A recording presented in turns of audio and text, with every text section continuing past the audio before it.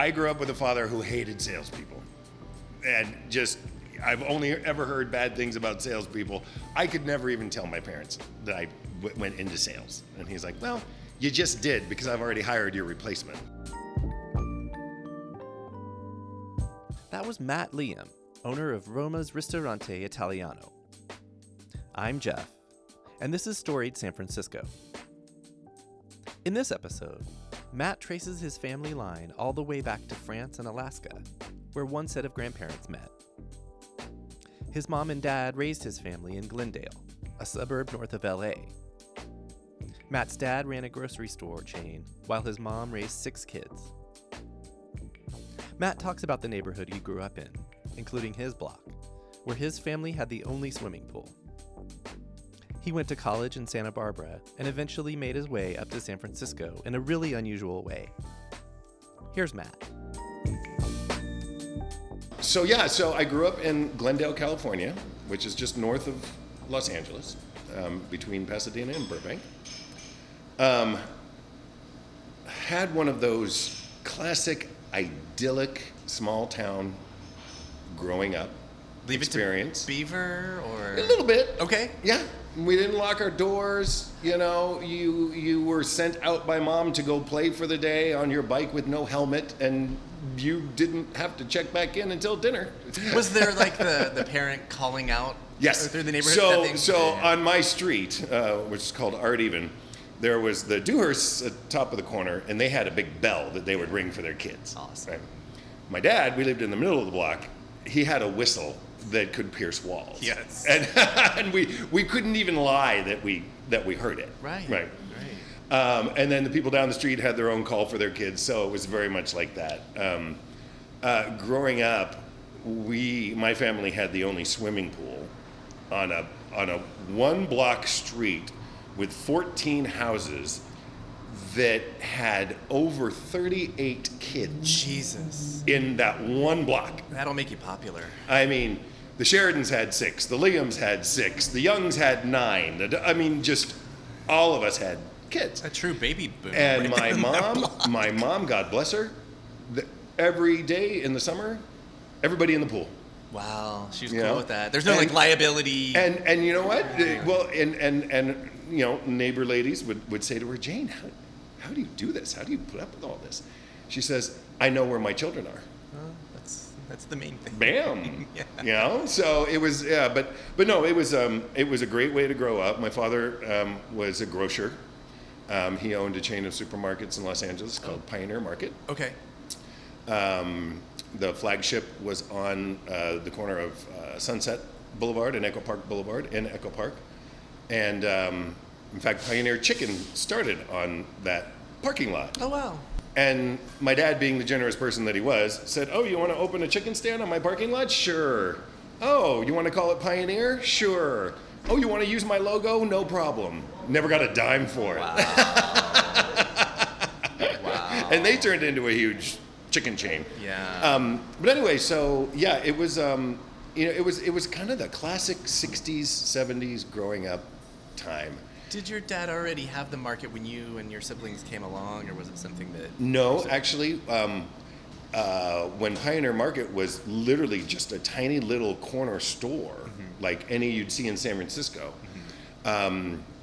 Bodega, yes. My mom worked there. Okay. And she managed the deli department. And then she met my dad when he got out of World War II. Okay. He was in the Pacific. They met, and he needed a job, and so she got him the job at Pioneer Market as the night manager, because they've always been open 24 hours. Oh, wow. And she never let him forget it. Yeah. Nice. So they were a great partnership in running the business. I mean, Your mom sounds like a badass. My dad's outright, but mom was quality control. You know, she sounds like a badass. She like was. her. Oh, already. she wore the pants. Yeah. Oh, yeah. I mean, my dad at one point wanted to buy a market in Glendale, not too far from our home. And he came home all excited and said, Janie, the Crawfords is for sale. It's a gold mine. It's surrounded by neighborhoods. I mean, it's perfect. Over my dead body, Leonard, she said, He's like, why? She says, the last thing I want are our friends and our neighbors shopping in our market. My phone will never stop ringing. Right. I'm like, oh, brilliant. Yeah, she'll truly be 24 hours at home. So so anyway, and then I went to after high school, I went to University of California at Santa Barbara. Okay.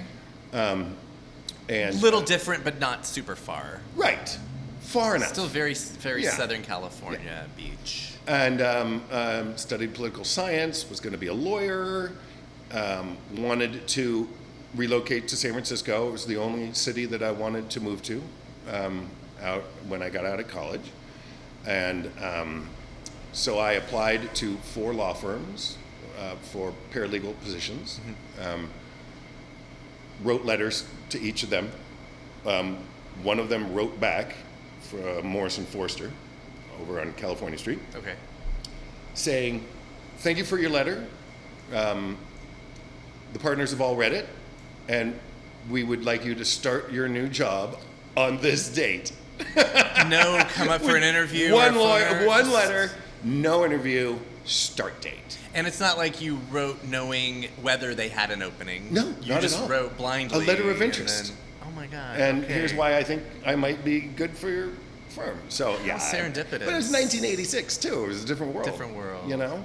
Can we go back just quickly a little? I want to hear a little more about your time in Glendale. Did you go through public schooling or like what was your schooling I went through 8 years of Catholic private God school. Bless your soul. Grade 1 through 8. Okay. I went to kindergarten at Mark Keppel School, which was a public school. Okay. I am still friends with over half of my kindergarten class. Whoa. Like, talk to them daily. That's friends. awesome. And I like that. same with my incarnation classmates. I'm apparently unusually good at staying in touch with people. Okay. And that was possible before Facebook.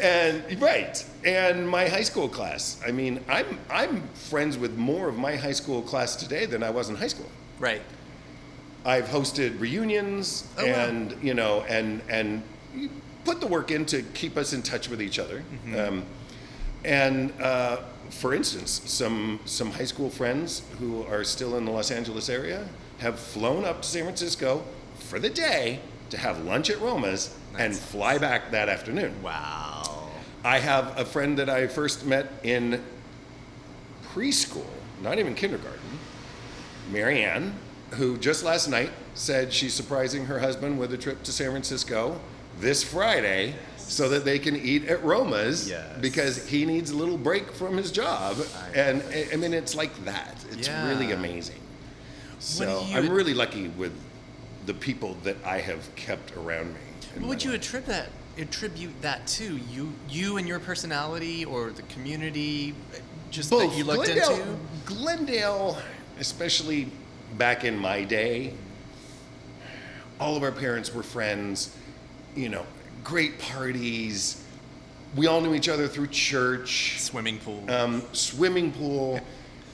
And it was a real community. Yeah. And that the kids of the parents then kept in their hearts and continued. And so it's, you know, the best friend of my whole life, Maggie Sheridan, grew up the girl across the street. That's a Catholic name. And I grew up Catholic as well. And we talk all the time. We see each other when we can. You know, I mean, we're like brother and sister. And awesome. I'll give myself a little credit for keeping in touch with people, but it's not work. It's fun. It's just family. Yeah. You know, so I want to know how you're doing. Right. And what's going on in your life, kind of a thing. So. And then you mentioned you're one of 6 siblings. Is that correct? Yes. And where do you fall in? And what are the make like? So I am. I call it the baby by default. Okay. I had a younger brother, 2 years younger than I, who was tragically hit by a car in front of our home when he was 4. Oh wow! And Down there in 6. Glendale. Yeah. Oh, I'm sorry to hear. That was Robert. So now there's 5 surviving. And you're the youngest. I'm the youngest of those 5. Okay. And I have the oldest, my sister Susan, just turned 75 She's 19 years older than me. Wow, okay. And her son, my nephew, was my age. Right. And her son, my nephew, had an uncle who was younger than him in my brother Robert. In fact, when Susan got pregnant, my mom gave her all her maternity clothes after having all these kids. My sister has my nephew. My mom gets pregnant with Robert and asks for the maternity clothes back. I've heard of these situations, and I'm like, there should be a name for it, but maybe the name is just Catholic. Yeah. Right. Can you talk a little bit about, besides crowded, what was home life like? And besides, having all the kids over Right. the swimming pool, like when they all went home, like what was actual home life like? Well, it was different for each of the Leum children, let's put it that way. Because when mom and dad got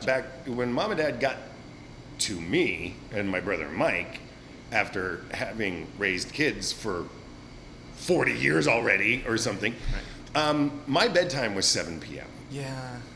And I resented that.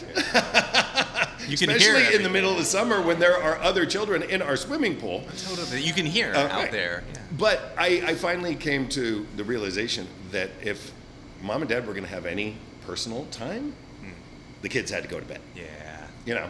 Is that how you learned about sex? Go to bed means... Or even just time together. Sure. Watching TV or just, doing nothing, but not having kids around the whole time. Did you have those thoughts because that's super considerate and selfless, if you had those thoughts as a kid that you're like, I kind of figured that early on because, they couldn't not want to be around me, right? Right.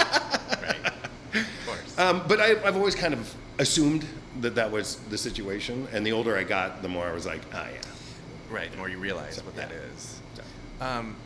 The other thing I was wondering about, you said when you did your undergrad in Santa Barbara that you were interested, or did you say you majored in poli-sci? I did. Do you know, like, were there formative things in your teen years or even earlier? Oh, absolutely. My dad was incredibly civic-minded. Okay. In the library/bar room in our house, there had to have been 60 plaques on the wall, all from different organizations that he had served on the board of or had donated to. He was on the planning committee for the '82 Olympics. Oh, wow. He was the chairman of the board of the Echo Park Chamber of Commerce for probably 30 years. Wow. He was chairman of the California Grocers Association. He devoted so much time to giving back. And that's something that I have integrated into my business that we'll talk about later. Sure. But the fact that he could be so involved and do all of those things with all those organizations and never make me feel like he's not around was stunning. Totally, especially being one of 6. Right. 5. Yeah, lots of kids. And, I have 2 older brothers. They got all the testosterone. I got all the class. And so he was at their water polo games and their blah, blah, blah. But also, I was in the band. I was in the marching band. I was the drum major. So the guy out in front leading the whole thing. Yeah. And they were at the football games cheering me on. And, really, I don't know how they did it. Yeah. It really pretty stunning how involved they were and continued to be. In fact, when I finally went to college, my mom had a huge problem on her hands. She says, I've been making sack lunches for 45 years and cooking for more than just me and your father for dinner. And she literally still would plate me up a plate for dinner and freeze it. And every other week, I would go down to the Greyhound bus station in Santa Barbara, and a box full of homemade frozen dinners was there for me to stick away and enjoy. And so that was her way to sort of cope with the empty absence. nest. Yeah. Yeah, it's like she's like, screw my feelings. I'm just gonna keep doing all this stuff. Right. And I don't know ship how it. to cook for two, she said. That's amazing. Wow. Did your mom? Sorry, one more thing going back. So your mom got your dad the job. Yeah. Did she then, especially Raised when she kids. started having the kids? She was 100%. She's like, you take the homemaker. ham slicer. I'm out of here. Yeah, Got no, it. she never actually worked. While she was married to my father, she was the homemaker. She was the mom. She was, but every Friday, she got her hair done at 8:00 in the morning. She went down to Pioneer Market and did the weekly grocery shopping. Had lunch with my father in Echo Park at one of the local restaurants. I mean, just a creature of routine that kept her life simple.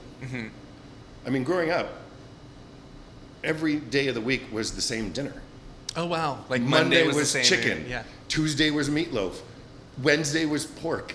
Thursday was, I forget. Friday was mom and dad are going out to dinner and we're Catholics, so you're eating fish sticks. Right. And I'm sure they were out eating steak. Right.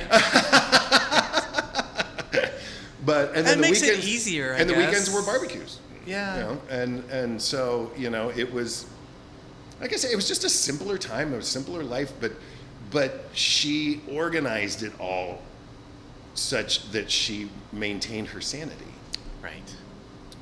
with all those kids and all this activity and all, crazy. Yeah, I'm thinking about it, and I'm like, I'm a little bit like that, but I can't judge. I've had 0 children, so especially coming out of my body, I'm like, Mom, you do you. It sounds manageable. My mom was 5'1".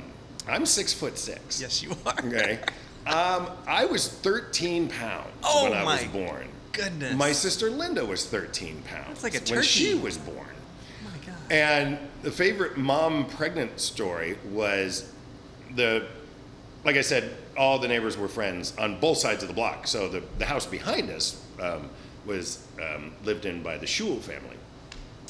And Mom and Marion Schul were kind of morning coffee buddies, right? So my mom is great with Matt Child and decides her ankles hurt, she doesn't want to walk around the block, so she tries to scale the fence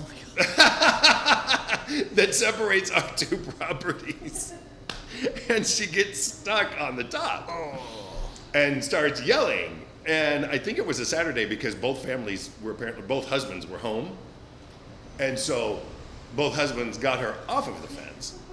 And that day, cut a door into the fence and hinged it, allowing free access to both houses. I mean, it was like that. What was your mom's name? I don't think we heard Jane. it. Jane. Okay. Yeah. Jane Leum. Janie.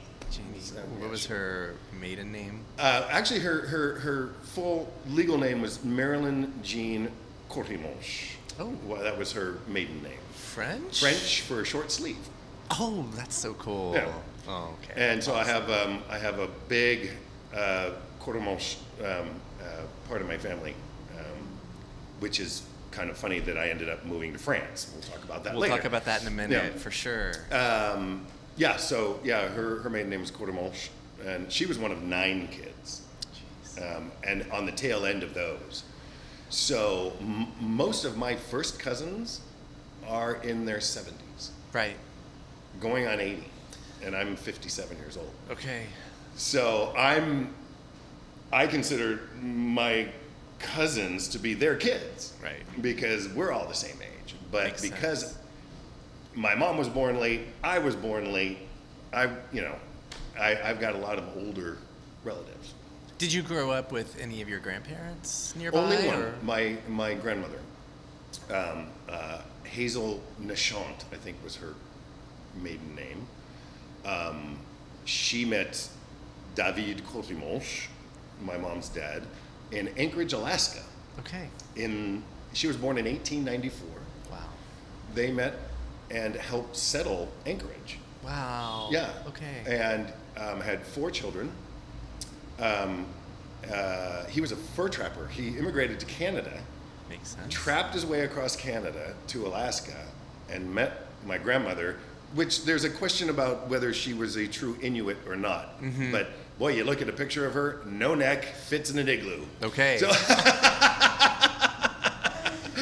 and then I think they had 4 kids in Anchorage. And that's before Alaska was a state. Yeah. Was it like a U.S. territory at the time? Yeah, it was a territory. Got it. And he had an 8-chair barber shop. He had a hotel. He did rather well for himself.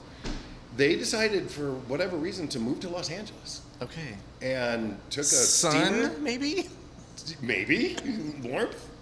Took a steamer down, and apparently he had a little bit of a gambling problem, so they showed up broke because they lost all their money on the boat down to LA. Yikes. Had 5 more children. He ended up dying young. My grandmother had to raise everybody and deal with it. Yikes. Just, yeah, it's an amazing story. My mom, forgive me for divulging this, Mom. My mom never finished high school. Okay.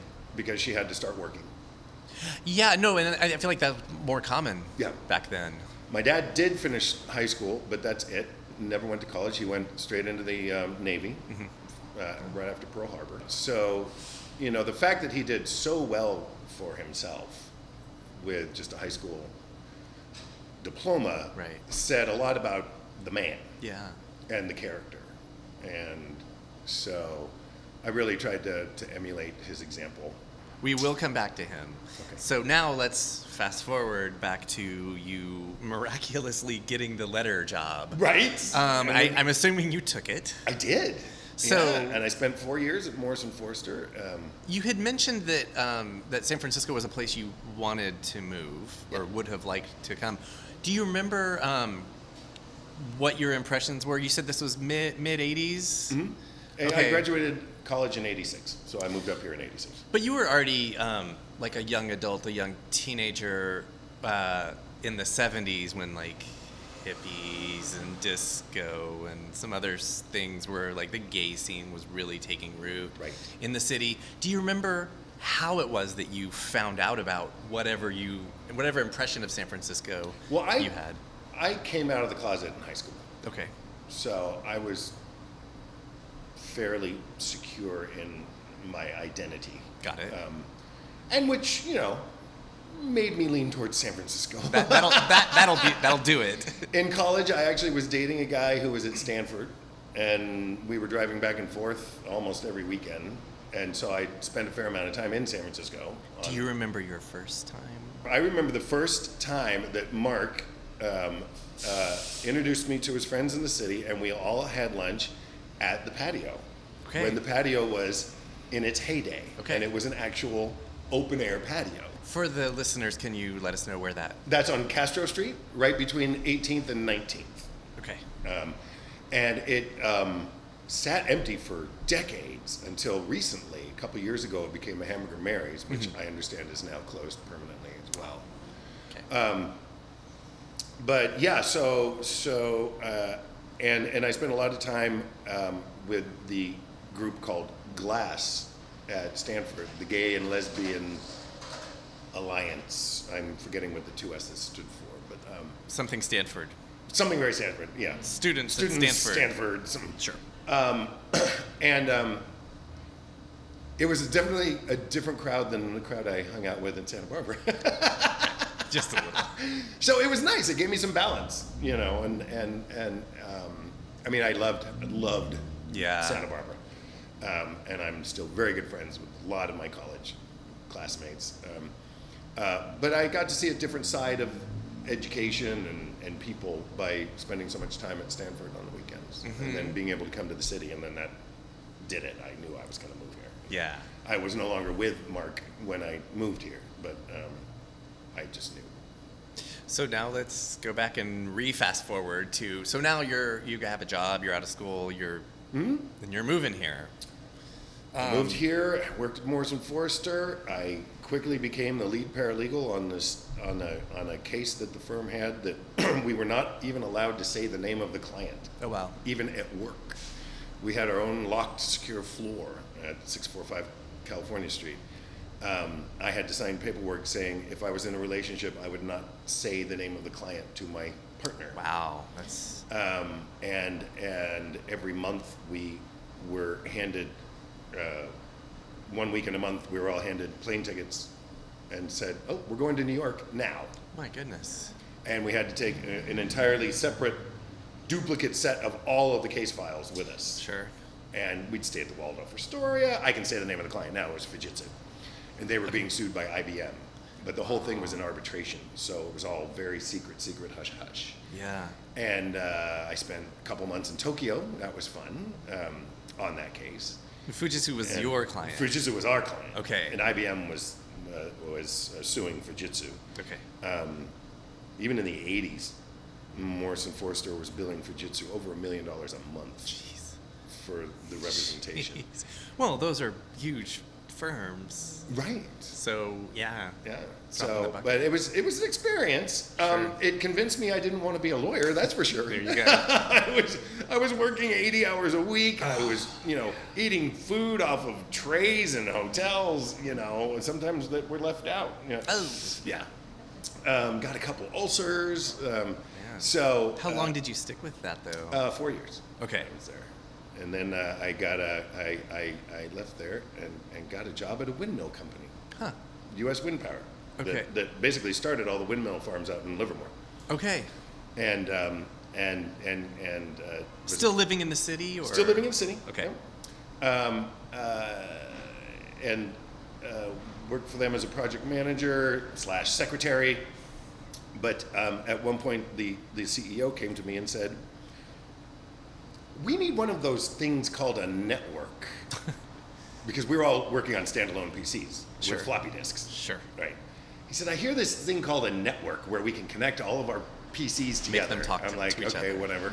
Yeah. He's like, find out about that for us. Okay. So I got HP, I got Sun Microsystems, and I got IBM to come and pitch us. Was it early This or is 90s? going to be 90, 89, 90. Oh, okay, so 90. 90, 91 maybe, yeah. Okay. And they did, and we settled on the IBM system, and all of a sudden the CEO says, "Okay, you're going to computer school." I'm like, "Oh no. And he's Yeah. like, "No, you're gonna put this thing together for us." Huh.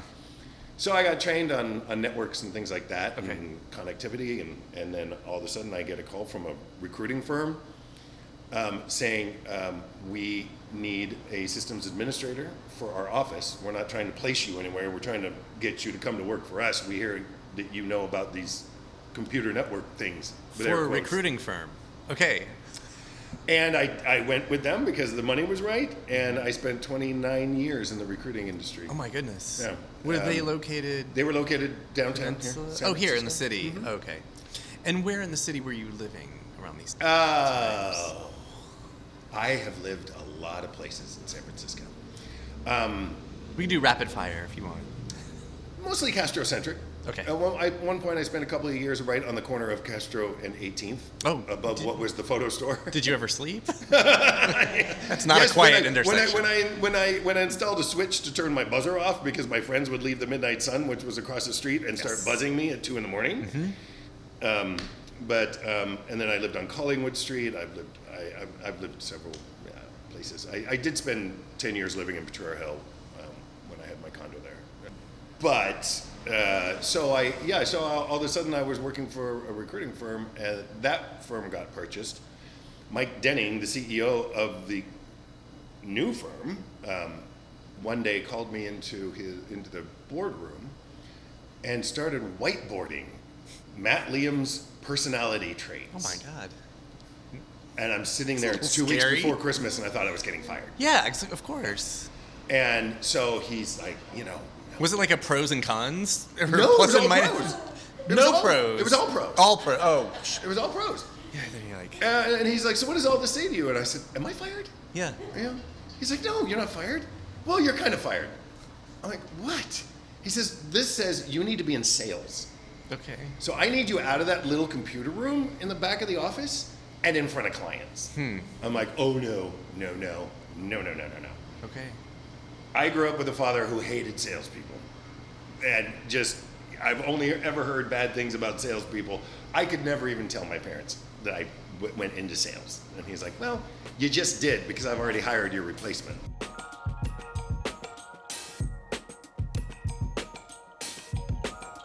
That was Matt Leum. On the next episode of Storied San Francisco, Matt will share the story of opening Roma's Ristorante Italiano in South of Market during the pandemic. Music for the podcast was produced, performed, and curated by Otis McDonald. Original photography is by Michelle Kilfeather. Aaron Lim of Bitch Talk Podcast is our contributing producer. And the show is produced and hosted by me, Jeff Hunt. Now in our 4th season, we have more than 150 episodes available on our website, storiedsf.com, or wherever you listen to podcasts. If you can, subscribe, rate, and review our show so we can reach even more folks. And if you'd like to drop us an old-fashioned email, we'd love that. The address is storiedsf@gmail.com. Thanks for listening. Stay safe, stay strong, stay healthy, and we'll see you next time.